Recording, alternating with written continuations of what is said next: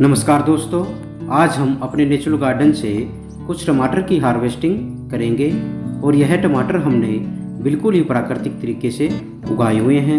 इनके अंदर किसी भी तरह का केमिकल या पेस्टिसाइड का प्रयोग नहीं किया है, बल्कि किचन वेस्ट और फलों के छिलकों की सहायता से उगाए हुए हैं। इनमें मल्चिंग का भी बहुत ज़्यादा प्रयोग किया गया है और यह देसी बीज से तैयार किए गए पौधे हैं।